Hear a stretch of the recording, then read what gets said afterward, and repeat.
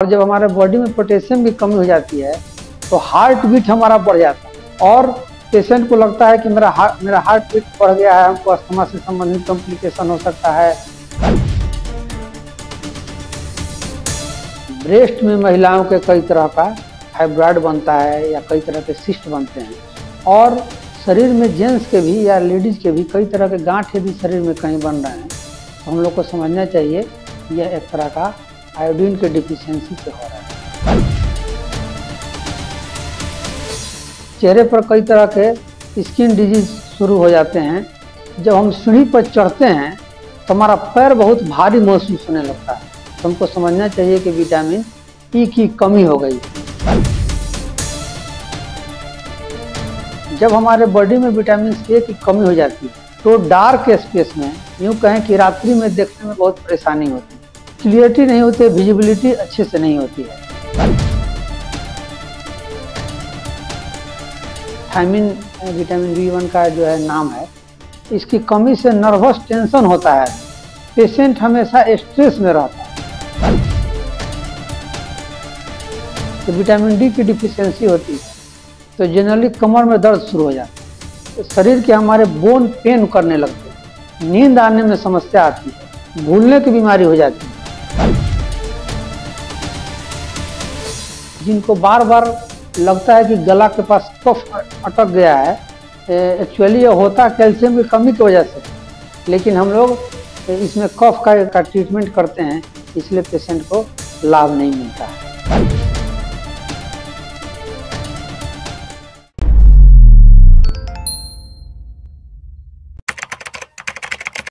नमस्कार, D5 channel Hindi देख रहे दर्शकों का मैं वंदना स्वागत करती हूँ। आज एक बार फिर हम जुड़े हैं डॉक्टर नवीन कुमार से। डॉक्टर नवीन, आपका बहुत बहुत स्वागत है हमारे इस प्रोग्राम में। आपका भी मेरी तरफ से बहुत बहुत स्वागत। डॉक्टर नवीन, अगर शरीर में कोई भी बीमारी होती है तो उसमें खाने पीने का बहुत बड़ा रोल होता है, तो क्या हम खान पान के जरिए अपने शरीर को ठीक रख सकते हैं? आज हम इसी विषय पे बात करेंगे। वो कौन से न्यूट्रिएंट्स होते हैं जिनके जरिए हम अपने शरीर को ठीक रख सकते हैं? तो सबसे पहले हमें ये बताइए कि शरीर में अगर कोई कमी हो जाती है, किसी पोषक तत्व की कमी हो जाती है, तो उसे कैसे पहचानते हैं? वैसे हमारे बॉडी को चलाने के लिए मेन 6 न्यूट्रिएंट की आवश्यकता होती है, जिसमें carbohydrate, protein, fat, minerals, vitamins और वाटर की आवश्यकता होती है। लेकिन इसके अलावा भी multi mineral, multi vitamin, trace element इत्यादि को लेकर के लगभग 40 न्यूट्रिएंट्स, मेन 40 न्यूट्रिएंट्स होते हैं, जिससे हमारे बॉडी का जितना सिस्टम है वो अपना अच्छे से काम करता है। यदि बॉडी के अंदर कुछ न्यूट्रिशंस की कमी हो जाती है तो शरीर में कई तरह के रोग हो जाते हैं और बाहरी रूप से न्यूट्रिएंट की कैसे कमी हो रही है, इसको कैसे पहचानें, इस विषय के बारे में आज हम लोग चर्चा करेंगे। तो मेन 14 जो न्यूट्रिएंट हैं उसकी चर्चा अभी हम लोग करते हैं। तो सबसे पहला न्यूट्रिएंट है विटामिन ए। जब हमारे बॉडी में विटामिन ए की कमी हो जाती है तो डार्क स्पेस में, यूं कहें कि रात्रि में देखने में बहुत परेशानी होती है और क्लियरिटी नहीं होती है, विजिबिलिटी अच्छे से नहीं होती है। यदि हम गाड़ी चलाते हैं तो हम गाड़ी अच्छे से नहीं चला पाते हैं सामने देखकर, या बारिश के मौसम में हमको अच्छे से दिखाई नहीं देती। विटामिन ए की कमी से जनरली ऐसे तो कई तरह के रोग होते हैं, लेकिन generally night blindness vitamin A का रोग है। तो यदि इस तरह का कोई समस्या समझ में आए हमें, तो हमको समझना चाहिए कि बॉडी में विटामिन की कमी हो गई। अगला विटामिन है विटामिन B1, जिसको हम लोग थायमिन के नाम से जानते हैं। यदि डायबिटीज का पेशेंट है और उसको कई तरह के कॉम्प्लिकेशंस हो रहे हैं, खासकर नर्व रिलेटेड, तो विटामिन बी की कमी से ऐसा होता है जनरली। और विटामिन बी का एक फर्मेंटेड रूप है, वो हमारे बॉडी बड़े अच्छे से ऑब्जर्व करता है। थायमिन विटामिन B1 का जो है नाम है। और विटामिन B1 जब हम लेते हैं तो हमारी बॉडी के अंदर न्यूट्रिशनल डिफिशियंसी की पूर्ति होती है और इसकी कमी से नर्वस टेंशन होता है, पेशेंट हमेशा स्ट्रेस में रहता है, तो इसकी कमी पूर्ति हमको विटामिन ए के द्वारा, विटामिन बी 12 के द्वारा करने के लिए हमको फर्मेंटेड विटामिन बी 1 का सेवन करना चाहिए, जो कि हमको अधिकतर हरे पत्तियों में हमको मिल जाता है। इसके अलावा विटामिन सी हमारे शरीर के रोग प्रतिरोधक क्षमता को बढ़ाने के लिए बहुत जरूरी है। विटामिन सी हमारे आंखों के लिए, हमारे बाल के लिए बहुत अच्छा काम करता है। और हम देखते हैं बहुत ऐसे पेशेंट को जिनके मसूड़े में सूजन आ जाता है, इन्फ्लामेशन हो जाता है, या मसूड़े में दर्द होता है, या मसूड़े से हल्का ब्लीडिंग होता है। इस केस में हम दांत के डॉक्टर के पास जाते हैं दिखाने के लिए, जबकि एक्चुअली यह प्रॉब्लम जो है विटामिन सी की डिफिशियंसी से यह प्रॉब्लम होता है। और यदि हम आंवला का भरपूर सेवन शुरू करते हैं तो जितने भी गम से रिलेटेड प्रॉब्लम है, ब्लीडिंग गम्स या गम में इन्फ्लामेशन हो जाना, इससे हमको मुक्ति मिल जाती है। इसके अलावा एक और न्यूट्रिएंट है जिसका नाम विटामिन डी है। विटामिन डी जब बॉडी में कमी हो जाता है तो हमारे जो छाती के बीच का पार्ट है, जिसको हम लोग स्टर्नम बोलते हैं, इसी से हमारा रिब्स जुड़ा रहता है। जब हम लोग स्टर्नम को यहाँ पर दबाते हैं तो तेज दर्द होता है, या इस तरह से जनरली हम दबाते हैं तो हड्डियां हमारी मजबूत रहती हैं, कड़ा रहता है।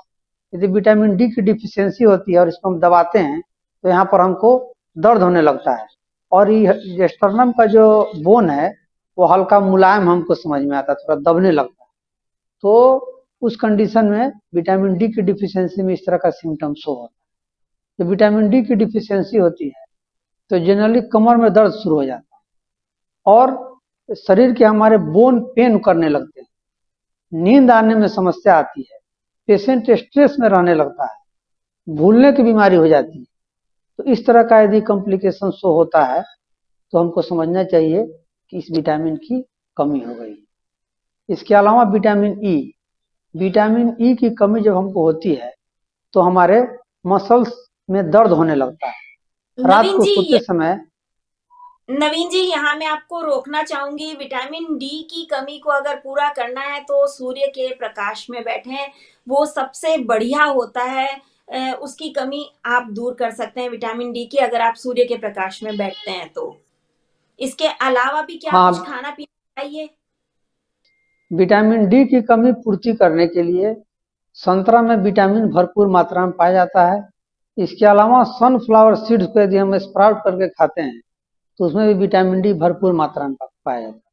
सबसे ज्यादा विटामिन डी होता है मशरूम में।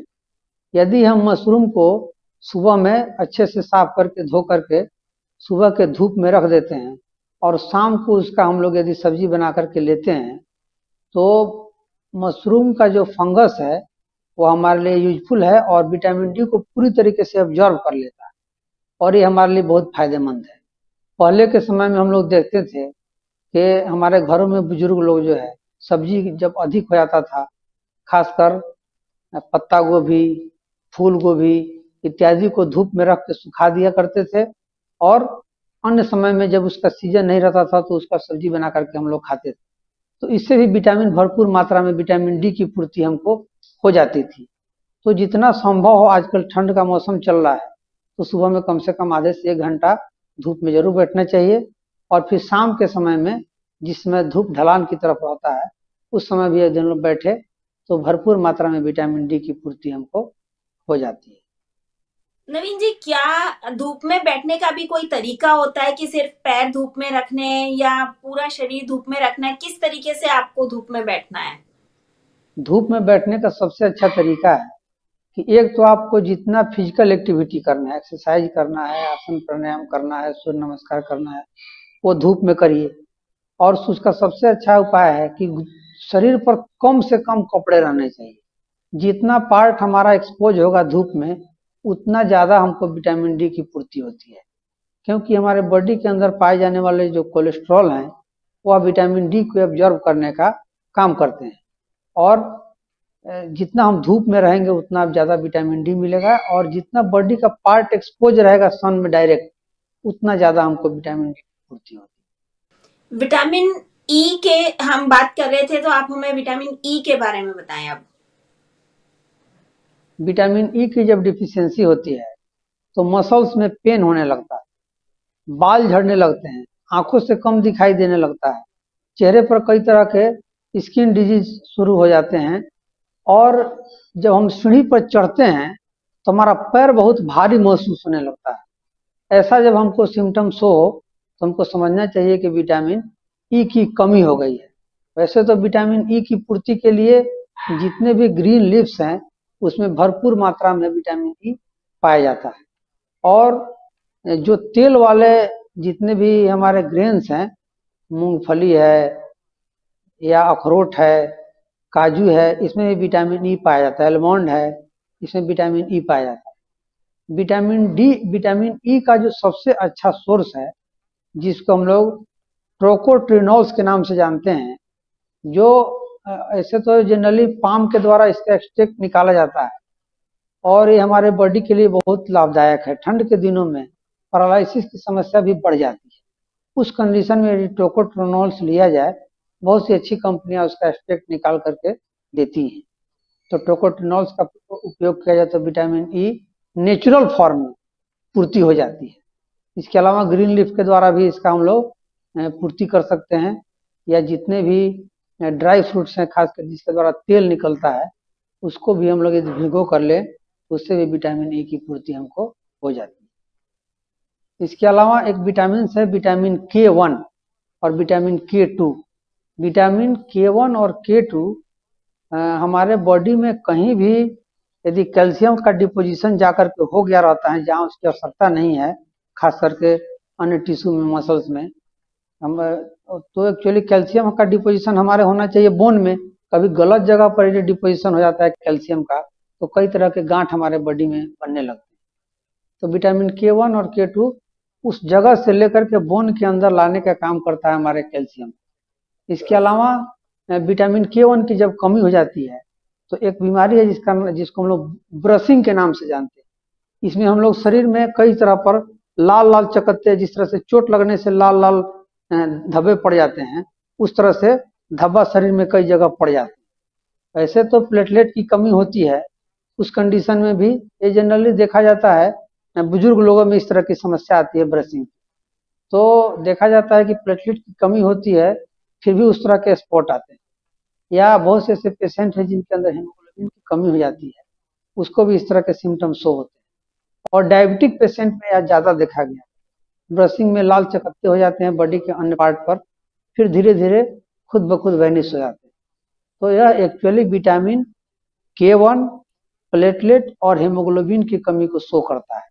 जब इस तरह की कॉम्प्लिकेशन हो तो हमको टेस्ट करा के देखना चाहिए कि किस चीज की कमी हमारे बॉडी के अंदर हो गई है, और उस अनुसार यदि डाइट हम लोग लेते हैं तो इसकी पूर्ति हो जाती है। इसके अलावा विटामिन K2 की जब डिफिशियंसी है बॉडी में तो दांतों के ऊपर टार्टर, एक तरह का जमाव ज्यादा दिखने लगता है। उस कंडीशन में हमको समझना चाहिए कि विटामिन K2 कमी हो गया। और बॉडी का हमारा जो पूरा बॉडी है स्टिफ होने लगता है, तो उस कंडीशन में हमको समझना चाहिए कि विटामिन K2 की कमी है। K2 और K1 हरी पत्तियों में भरपूर मात्रा में पाया जाता है, तो इसको लेकर के इसकी पूर्ति हम लोग कर सकते हैं।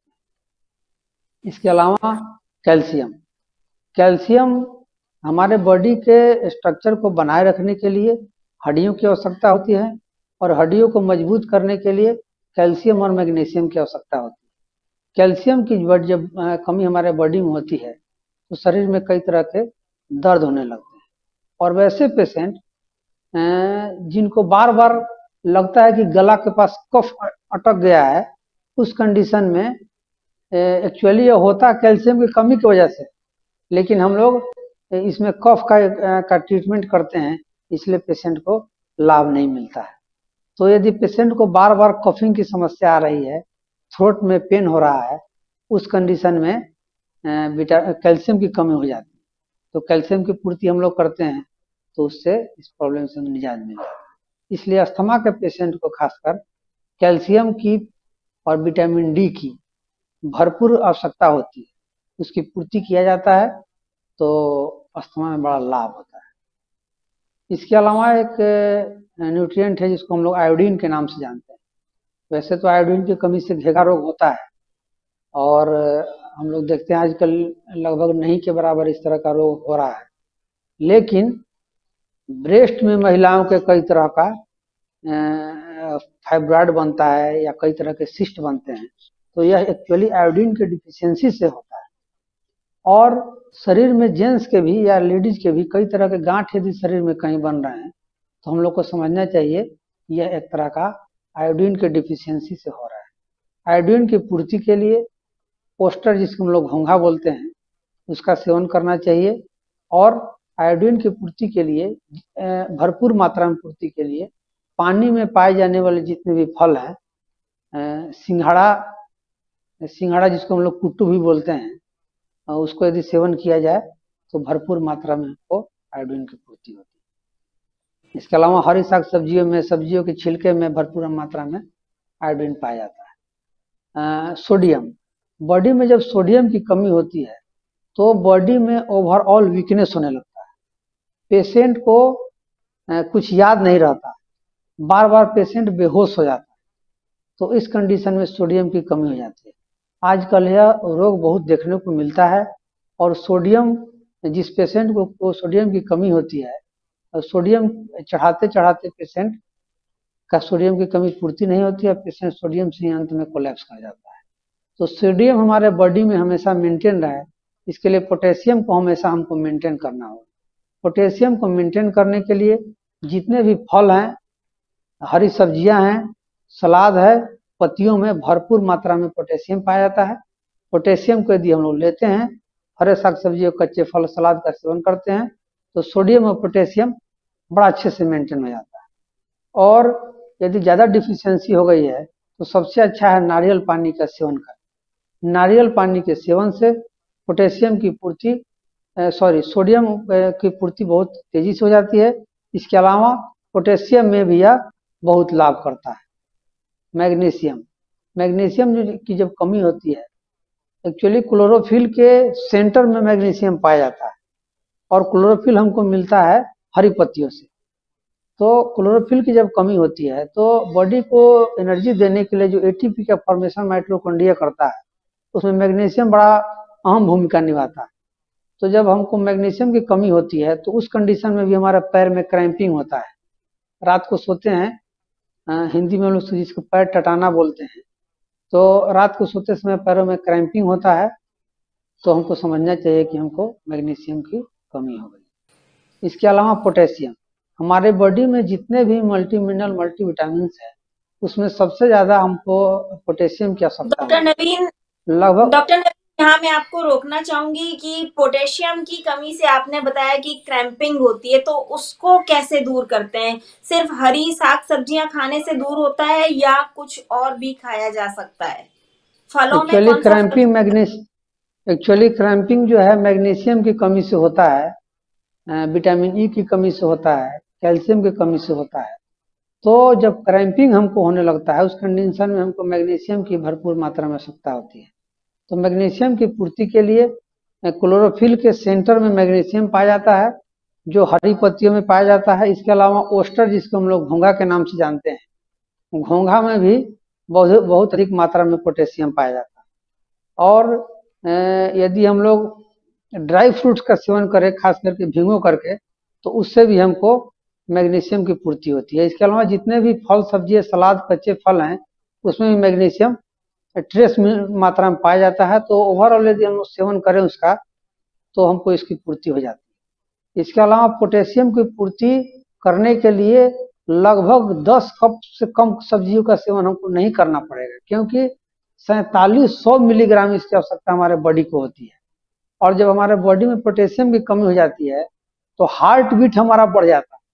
बहुत से ऐसे पेशेंट आते हैं, उसका हम लोग, नौजवान व्यक्ति है, और उसका हम लोग जब टेस्ट करते हैं, पेशेंट का देखते हैं हार्ट बीट 110 है, 100 है, 90 है, तो उस कंडीशन में एक्चुअली उसको हार्ट का प्रॉब्लम नहीं हुआ रहता है, उसको पोटेशियम की डिफिशियंसी हो जाती है। और पेशेंट को लगता है कि मेरा हार्ट बीट बढ़ गया है, हमको अस्थमा से संबंधित कॉम्प्लिकेशन हो सकता है, हार्ट से संबंधित कॉम्प्लिकेशन हो सकता है। तो पेशेंट हार्ट के डॉक्टर के पास जाते हैं दिखाने के लिए।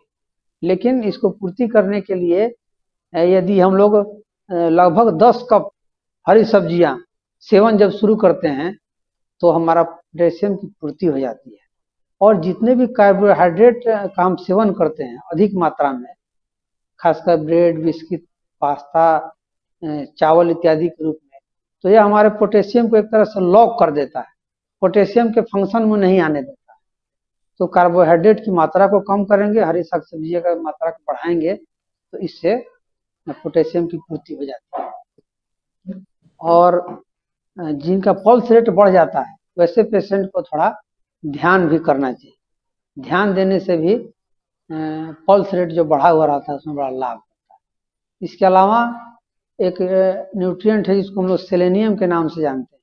सेलेनियम की जब कमी हो जाती है तो पेशेंट को ब्रेन फॉग हो जाता है। ब्रेन फॉग एक तरह की याददाश्त से संबंधित बीमारी है और हमारा कम्युनिकेशन को वह समझ नहीं पाता। हम जो उससे बातें करते हैं उस बात को वह कम्युनिकेट नहीं कर पाता, समझ नहीं पाता है, बार बार बातों को भूल जाता है। इसके अलावा जब बॉडी में सेलेनियम की कमी हो जाती है तो हमारे बॉडी के अंदर एक मिनरल्स है जिसका नाम है ग्लूटाथियोन। ग्लूटाथियोन हमारे टॉक्सिन को एक तरह से निकालने का काम करता है और खास करके लीवर के फंक्शन को अच्छे रखने में ग्लूटाथियोन का बहुत अच्छा रोल है। तो ग्लूटाथियोन हमारे अच्छे से काम करे इसके लिए हमको सेलेनियम की भरपूर मात्रा में आवश्यकता होती है। सेलेनियम मिलता रहे तो हमारा बॉडी बड़ा अच्छा से काम करता है। इसके अलावा बालों के लिए सेलेनियम बड़ा लाभ करता है। सेलेनियम का सेवन हम लोग यदि करते हैं तो उससे बालों से संबंधित समस्या, ब्रेन फॉग और भी कई तरह की समस्या से हमको निजात मिलता है। सेलेनियम भरपूर मात्रा में, जिस तरह से हम लोग ड्राई फ्रूट्स में काजू का सेवन करते हैं, पिस्ता का सेवन करते हैं, तो पिस्ता की तरह ही एक ब्राजील नट करके एक ड्राई फ्रूट्स आता है जिसका एक सीड से ही काफी रहता है एक दिन के डोज के लिए। इसमें भरपूर मात्रा में सेलेनियम पाया जाता है। तो उसको हम लोग रात को भिगो देते हैं, सुबह में केवल एक पीस खाते हैं तो सेलेनियम की पूर्ति हो जाती है। इसके अलावा जिंक, बॉडी में जब हमारा जिंक की कमी होती है तो बॉडी का इम्यून सिस्टम वीक हो जाता है। बार बार जो है सर्दी, खांसी, बुखार या कई तरह के रोग से पेशेंट जो है पीड़ित हो जाता है। जिंक हमारे इम्यून सिस्टम को बनाए रखने में बड़ा अच्छा लाभ करता है। या वैसे पेशेंट जिनको बार बार लूज मोशन से संबंधित समस्या होती है तो वह एक्चुअली जिंक के डिफिशियंसी से होता है। और जब हम लोग कुछ फिजिकल एक्टिविटी करते हैं तो बॉडी के अंदर हमको एक्टिविटी करने के बाद जो लंबा लंबा सांस लेकर के बॉडी का जो हरासमेंट हम लोग को चला जाता है, तो लंबा लंबा सांस लेने में दिक्कत होती है। जब हम लोग एक्टिविटी करते हैं तो लंबी लंबी सांस हम नहीं ले पाते हैं उस कंडीशन में। तो जिंक की पूर्ति के लिए भी सी फूड्स, बहुत सारे फिशेस हैं, ओस्टर हैं और हरी साग सब्जियों के द्वारा भी भरपूर मात्रा में हमको जिंक की पूर्ति होती है। जिंक के लिए स्प्राउट्स और खासकर ड्राई फ्रूट्स का भी सेवन करना चाहिए जिससे जिंक की पूर्ति हमारे बॉडी को हमेशा होता रहे।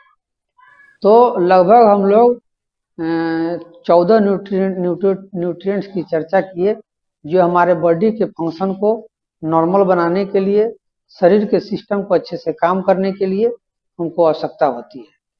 तो यदि हमको किसी तरह का कॉम्प्लिकेशन शो होता है, जिस विटामिन की चर्चा की गई, न्यूट्रिएंट की चर्चा की गई है, उस हिसाब से यदि उस डाइट को फॉलो किया जाए तो हमको उसकी पूर्ति हो जाती है और उससे संबंधित जो समस्या होती है उससे हमको निजात मिलता है। डॉक्टर नवीन, आपने बताया कि इन सभी चीजों को अपना करके आप हेल्दी रह सकते हैं, आप अपने खाने पीने से ही बीमारियों को दूर भगा सकते हैं। डॉक्टर नवीन, आप हमारे साथ जुड़े, आपका बहुत बहुत धन्यवाद। आपने हमें बेहतरीन जानकारी दी। आपको और आपके दर्शकों का मेरी तरफ से बहुत बहुत धन्यवाद। अगले एपिसोड में आपसे फिर मुलाकात होगी, तब तक के लिए नमस्कार।